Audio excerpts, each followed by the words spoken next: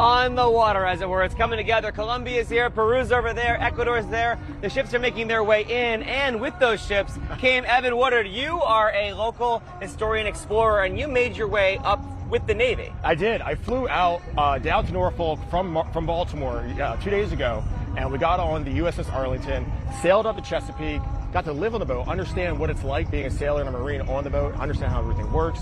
It was an amazing time. A true, unique experience. And you're a tall guy. A lot of times the ships here have a low ceiling. I did hit my head a few times. I can't. But you're out all the time, all around our area as a historian explorer. What are some things you found that you want to share that really go into the constellation and where we are today? Yeah, well, we're celebrating Sail250 and America's birthday, so I brought some items that we've recovered from different privies and sites around the Mid-Atlantic.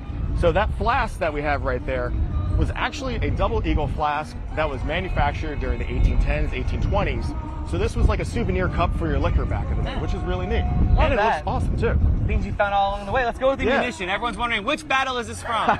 Well, this is a Union Civil War Shankle shell, which is fired from one of the Union boats that fired upon Yorktown during the Battle of Yorktown in 1862. Now, this one right here is not live, as you can see, but this hit the ground, impacted, and all the pieces stayed in around the thing. We were able to put it back together. So this is a really cool piece right here. And ties in so well because the USS Constellation, the last U.S. Navy ship from the Union that's above water. Exactly, which is also built here in Baltimore. Love that. You are bringing all these things together. What is this? Now, this might look like a stick, but it's actually a drumstick. This is a drumstick that dates to 1812s, which we found in a privy in Fells Point. And it's in amazing condition, as you can see, like the little head of the drumstick and everything like that. But let's go back even further here. Okay. Now, this piece right here, this ornate piece, is a British Revolutionary War sword guard, which was worn by an officer. So they dropped this while they were still in Yorktown, and I found it, 250 years later, which is amazing. And to think, amazing.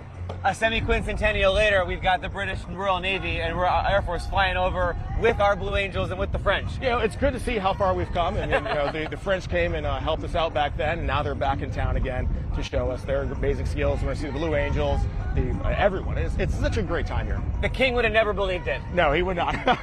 The air show is on Saturday. It's on Sunday here. And basically, if you know Baltimore, from the harbor where we are, Baltimore Peninsula, Fells Point, all the way up and down, there are boats and stages and food and performances. There's so much going on. There's so much here to see and do. And if you're looking for something fun to do this weekend that's free, this is the place to be. That's where it's at. Erica, we're having a blast up here. Definitely a beautiful assignment on a beautiful day.